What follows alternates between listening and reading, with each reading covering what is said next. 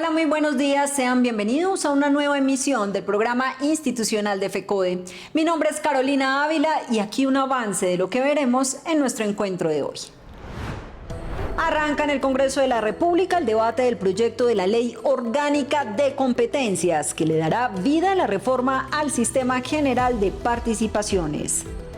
Socializamos los alcances del decreto 0234 que transforma la negociación colectiva en Colombia y establece un piso mínimo de condiciones laborales. Misión Internacional de Derechos Humanos alerta por grave situación de docentes en zonas afectadas por el conflicto armado. En el camino para desarrollar el acto legislativo que reformó el Sistema General de Participaciones, el Congreso inició una nueva etapa en el trámite del proyecto de ley de competencias, luego de que se confirmara la designación de los ponentes encargados de liderar su discusión en primer debate en la Comisión Primera de la Cámara de Representantes.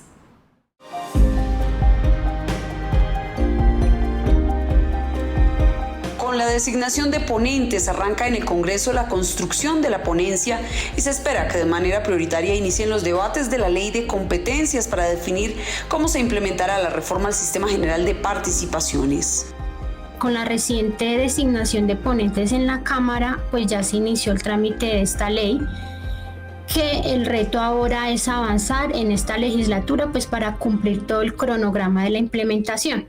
Entonces de aquí en adelante pues la prioridad es construir una ponencia, ¿sí?, que asegure primero alcanzar ese 39,5% que se aprobó en el acto legislativo y pues garantizando pues todo el traslado de competencias, ya sea en todos los sectores, en salud, educación, agua potable, y fortalezca pues esa inversión regional sobre todo y proporcione el cierre de las brechas. En este escenario, la Cámara de Representantes abrirá espacios de discusión en las regiones para recoger insumos técnicos y sociales que permitan estructurar una ponencia con enfoque territorial. ¿Cuál sería el rol de la federación? Entonces, este se presenta como un actor técnico y social en ese sentido. No solo se presentan diagnósticos sobre esas realidades de las instituciones educativas, sino que se pueden presentar propuestas concretas para que la nueva distribución de competencias pues asegure que los recursos lleguen efectivamente a toda la población, a todos los niños, niñas y jóvenes de todos los territorios. Desde FECODE piden que la ley de competencia sea el blindaje definitivo del derecho a la educación y exigen que la ponencia se construya sobre dos pilares innegociables: criterio territorial con equidad, que prioriza el cierre de brechas, y suficiencia sectoral blindada, para asegurar que los recursos cubran integralmente la canasta educativa, desde nómina e infraestructura hasta la alimentación escolar en todos los territorios. Tras décadas de reclamos de la comunidad bonaerense por condiciones dignas, la institución etnoeducativa Simón Bolívar de Buenaventura está cerca de ver hecha realidad su renovación. La obra, que no avanzó en gobiernos anteriores, hoy en el mandato del presidente Gustavo Petro supera el 90% de ejecución.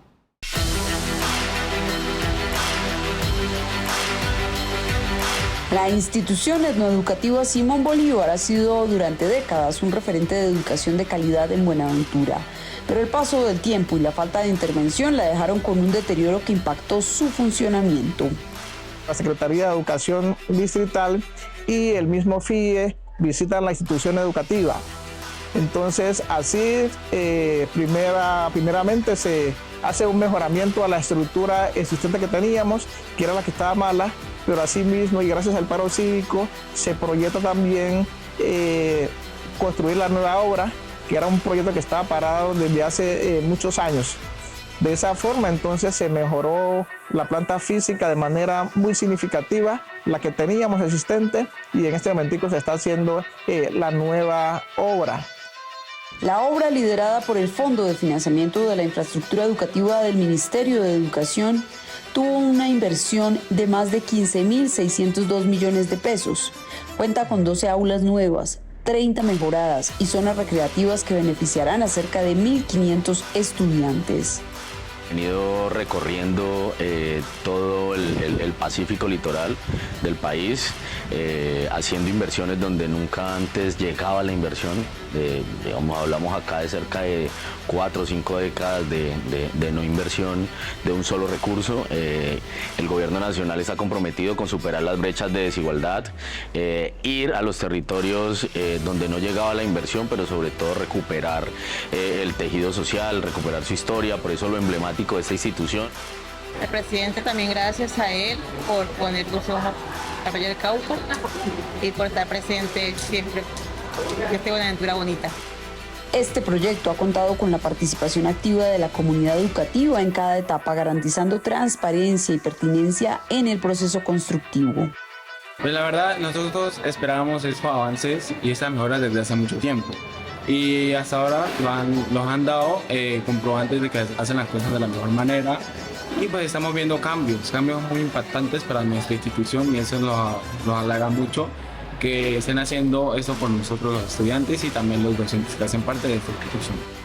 La apuesta del Ministerio de Educación del Gobierno del Cambio se concentra no solo en mejorar condiciones, sino revertir la deserción escolar, aumentar cobertura y reposicionar al colegio como referente educativo en Buenaventura. El proyecto, liderado por el FIE, fortalece la educación pública en el Pacífico colombiano. Cabildantes de Bogotá señalan prácticas contra docentes como traslados sin criterio y falta de transparencia en los procesos. Asimismo, respaldan la decisión del Ministerio de Trabajo que emitió auto para frenar decisiones que advierten afectan la educación, la protesta social y libertad sindical en la capital del país.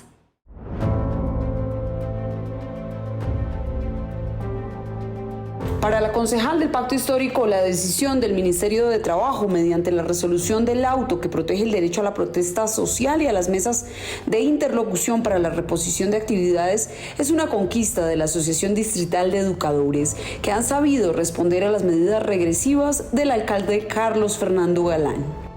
Frente a los docentes en general, esta administración lo ha mencionado varias veces y es que consideran que los docentes sindicalizados y organizados al movilizarse lo que están haciendo es vulnerando el derecho a los niños y a las niñas a tener clases y acceso a la educación, lo cual es falso, lo cual ya ha sido ampliamente debatido por la OIT, por el Ministerio de Trabajo en este país, no solo en esta administración desde antes, pero digamos ellos siguen en esta narrativa y como tal han puesto una serie de prácticas disciplinadoras que lo que buscan es impedir que los docentes puedan movilizarse, algo absolutamente ilegal.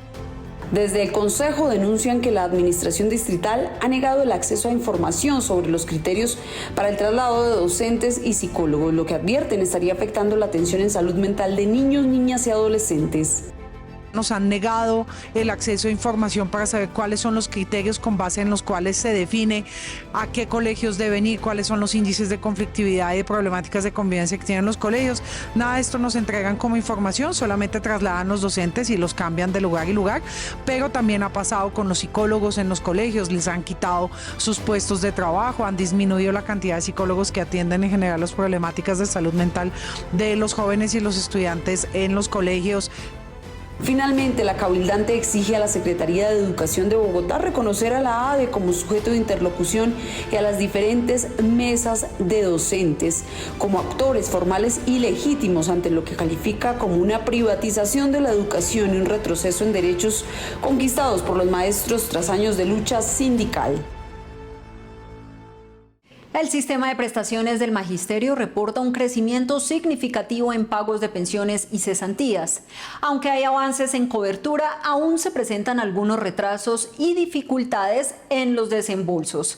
Frente a esto, FECODE manifiesta nuevamente la necesidad de agilizar procesos y de garantizar mayor eficiencia.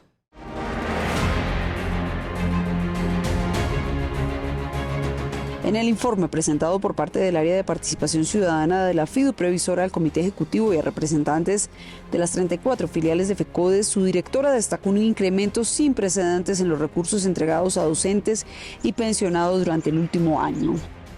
Sobre el tema de prestaciones es muy importante decir que el año pasado tuvimos un crecimiento importante en el número de trámites que se hicieron.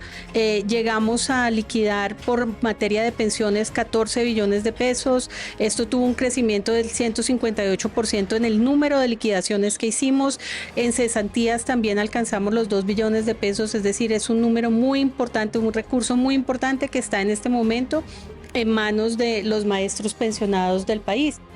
Sin embargo, desde esta dirección explican que la operación del sistema implica procesos complejos que pueden generar demoras en casos puntuales. Por ejemplo, si el maestro no escribe correctamente el número de la cuenta, los bancos no reciben el desembolso de la fiduprevisora y el maestro deberá corregir, retrasando el proceso de pago tanto de cesantías como pensiones. Realmente es muy difícil, la nómina se corre en un solo bloque. Entonces es difícil que haya casos específicos. Hay algunos casos, por supuesto, los bancos nos devuelven porque la cuenta está mal o por ahí. Son casos muy específicos. Nosotros igual los estamos monitoreando. Tan pronto la nómina se corre, inmediatamente nos llegan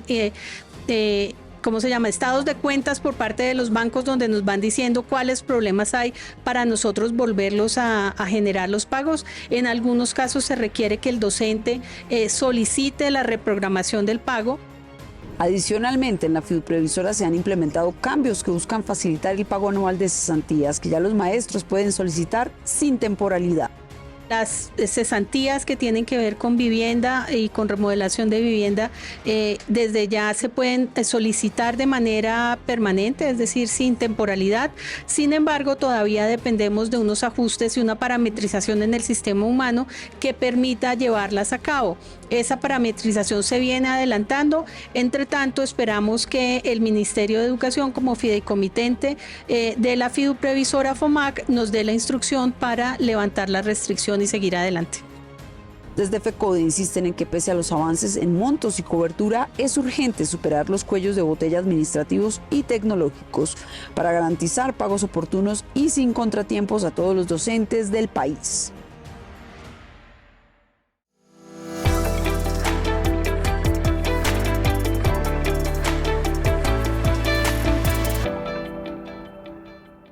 Saludo al magisterio colombiano. Se expidieron los decretos salariales con el aumento del 7.4% para los maestros y maestras de Colombia. Falta la bonificación que se logró en los acuerdos de FECODE para el 2277.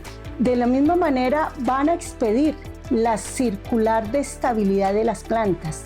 Esta tiene una misión fundamental, que es que menos maestros y maestras se queden sin asignación académica. Esta circular va a llevar aspectos importantes como que se logre de una vez que se aplique la circular 038 de 2024 emitida por el Ministerio de Educación. De la misma forma, los proyectos pedagógicos, los proyectos transversales que tienen que ver con el PEI de cada una de las instituciones educativas.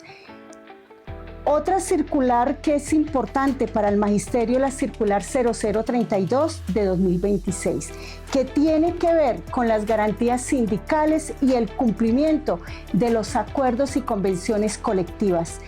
Desde esta circular hay aportes que tienen que ver que los acuerdos que se logran con los sindicatos son vinculantes, es decir, de obligatorio cumplimiento. Quiere decir que cuando se hace el acuerdo, al siguiente mes, la administración o el gobierno nacional debe garantizar el estricto cumplimiento de estos acuerdos. También son bilaterales, es decir, la voluntad que se expresa en cada una de las partes y se prohíbe la modificación de estos acuerdos en forma unilateral. Se debe contar con las partes para poder modificarlos. Llamamos al magisterio a estar en estado de alerta y a salir el 15 de abril en el paro de 24 horas. Un referente en el movimiento pedagógico nacional, con distribución bimensual. La revista Educación y Cultura de FECODE tiene un lugar en la Biblioteca de la Educación.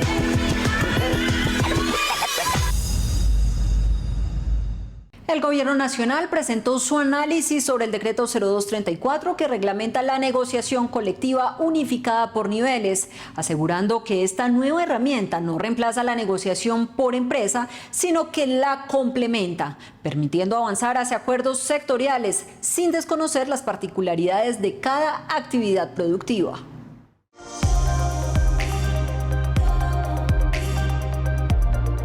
El decreto 0234, expedido el pasado 6 de marzo por el Ministerio de Trabajo, destaca que la negociación colectiva multinivel permitirá ampliar los escenarios de diálogo entre trabajadores y empleadores, sin modificar las reglas existentes en la negociación por empresa, que seguirá vigente bajo las mismas condiciones. Bueno, lo primero es que nuestro nuevo decreto sobre negociación colectiva multinivel es un decreto para la negociación distinta a la negociación de empresa. No vamos a tocar en este marco o en el marco de este decreto la negociación por empresa. Las negociaciones que se hayan hecho en ese nivel se seguirán respetando, seguirán teniendo las mismas reglas de juego. Pero adicional a eso, o sea, el decreto no solamente establece que es para niveles superiores a la empresa, sino que adicional a eso tiene por lo menos 2 elementos que reconocen las diferencias y las particularidades de cada sector. La norma incorpora niveles como grupo de empresa, rama y sector, reconociendo las diferencias productivas y las condiciones económicas, especialmente en micro, pequeñas y medianas empresas con criterios de adaptabilidad, lo que significa que si varios sindicatos y empresas de un sector llegan a acuerdos, estos podrían extenderse incluso a compañías sin sindicato, lo que ha despertado inquietudes sobre su impacto en negocios de menor tamaño. ¿Esto qué permite? Que el decreto de negociación colectiva multinivel va a entender todas las diferencias sectoriales que tengamos por rama y que tengamos dependiendo del tamaño del sector, dependiendo del tamaño de las empresas que se agremien en los distintos sectores productivos del país. Uno de los puntos más debatidos ha sido el cobro de cuotas a trabajadores no sindicalizados beneficiados por convenciones colectivas. Desde el gobierno se defiende esta medida como un reconocimiento al trabajo sindical. Es deseable que en los casos específicos de la cuota sindical que pagan las personas que se van a beneficiar de estas convenciones colectivas, pues se dé. Es una forma de reconocerle al sindicalismo y a los trabajadores que están negociando en los niveles sectoriales pisos mínimos ese trabajo como organizaciones sindicales. Y tener organizaciones sindicales fuertes o tener megasindicatos, como han dicho algunos, es lo deseable en una sociedad como esta. Asimismo, se aclara que los acuerdos sectoriales no serán una imposición, sino el resultado del diálogo entre sindicatos y gremios empresariales en las mesas de negociación. Mientras sectores sindicales y académicos consideran que el decreto fortalece la negociación colectiva y permite mejores condiciones laborales, críticos advierten que podría imponer cargas económicas y afectar a pequeñas empresas, por lo cual desde ya algunas organizaciones, congresistas y colectivos adelantan demandas en contra del decreto. Por su parte, el gobierno nacional sostiene que este modelo permitirá fortalecer tanto a las organizaciones sindicales como a los gremios empresariales, avanzar en la reducción de desigualdades laborales y combatir prácticas como la tercerización ilegal. La Delegación Asturiana de Derechos Humanos y Paz concluyó su visita en Colombia tras recorrer varias regiones del país. El balance evidencia riesgos para maestros y limitaciones en el acceso a la educación de niños, niñas y jóvenes en territorios impactados por la violencia.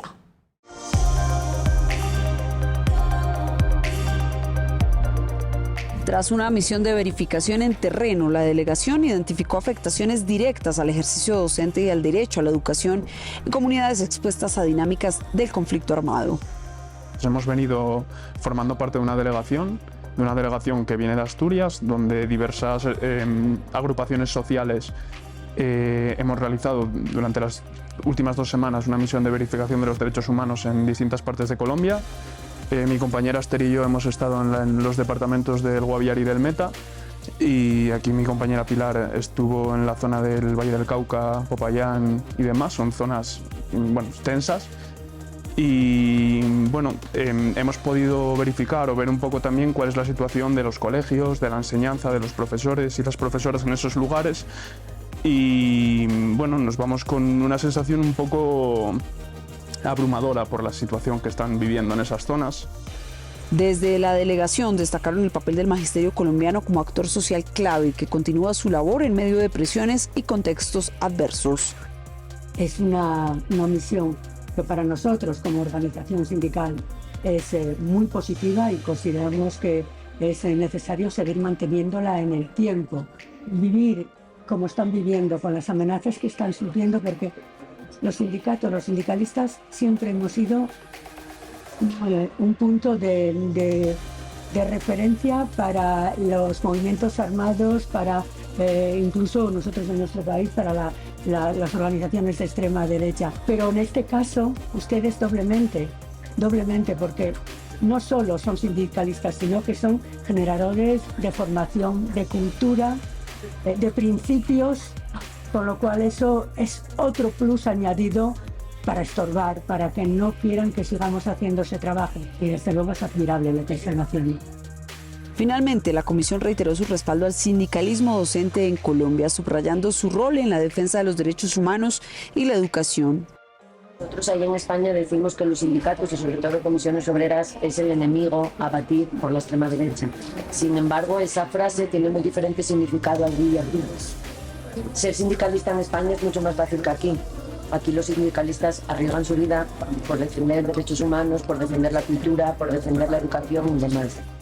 La misión internacional envió además un mensaje de respaldo a los maestros y maestras de las regiones más apartadas del país, donde el conflicto armado sigue dejando profundas consecuencias sociales, e hizo un llamado a la unidad del magisterio para fortalecer la defensa de la educación y los derechos humanos. Detrás de la crisis de medicamentos que afecta al país hay fallas del sistema y disputas de gremios y empresarios por la reforma a la salud. A esto se suman factores como la concentración e intermediación del mercado en pocos gestores farmacéuticos, el aumento de costos y las deudas millonarias en la cadena de suministro que terminan afectando a pacientes, especialmente aquellos con enfermedades crónicas.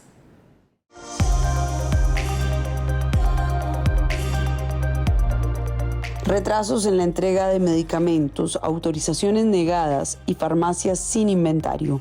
Aunque el debate suele centrarse en la crisis actual, especialistas advierten que el problema tiene raíces más profundas en el diseño de un sistema que busca responder al mercado y no a la salud como derecho.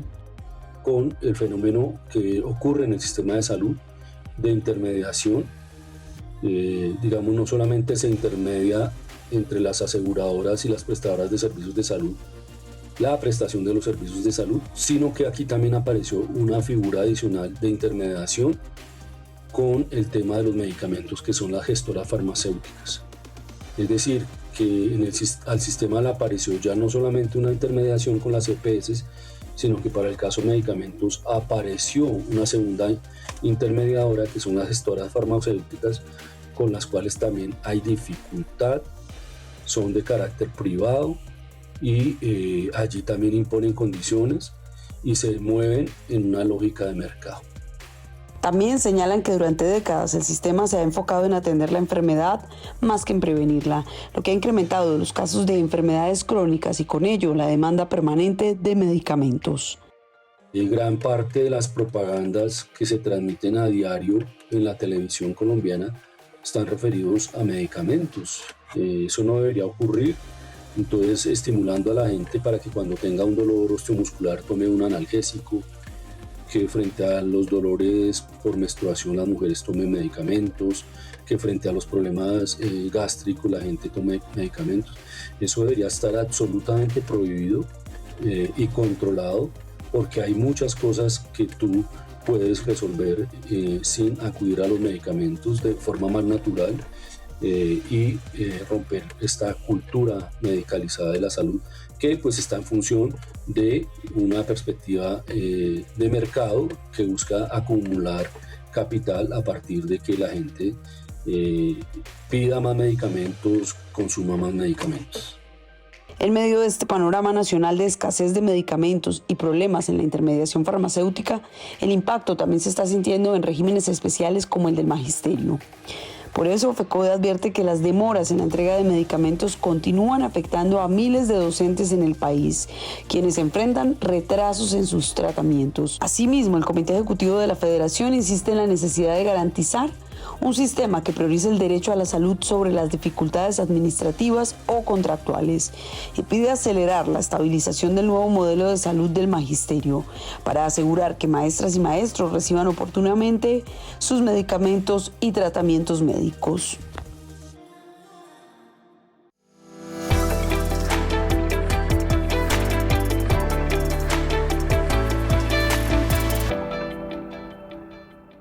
Un cordial y fraterno saludo al magisterio colombiano, a la comunidad educativa y a las diferentes organizaciones sociales y populares del país. Entramos en un momento crucial de la campaña a la presidencia de la República, donde como colombianos tenemos la posibilidad de votar a favor de la justicia social, de la paz, la educación y de nuestros derechos. Tras lo ocurrido en las elecciones de años anteriores y lo demostrado en la jornada electoral hacia el Congreso, es evidente que seguimos en el escenario con prácticas como el clientelismo, la compra de votos y la manipulación de los escrutinios. Por eso, en esta jornada electoral que se avecina, debemos rodear la democracia, reflexionar bien sobre cuál es la propuesta que nos representa más como pueblo, para salir con ahínco, decididos a hacer valer cada voto y proteger la decisión de los ciudadanos y ciudadanas en las urnas. La Junta Nacional de los pasados 16 y 17 de marzo decidió mayoritariamente respaldo de FECODE a las campañas de Iván Cepeda, presidente, porque representa la opción de avance de las reformas sociales, el respeto de los derechos del pueblo, la defensa de la educación como derecho fundamental y de la educación pública en especial. Es un momento de decisión para FECODE, porque algunos de los candidatos han declarado la guerra directa contra la federación y sus filiales, y específicamente contra la educación como derecho fundamental, y que promueven la privatización, la restricción de la protesta, las persecuciones contra docentes. Además, personifican los mismos intereses y el retorno al pasado de la violencia y exclusión al que estaban sometidos nuestro pueblo.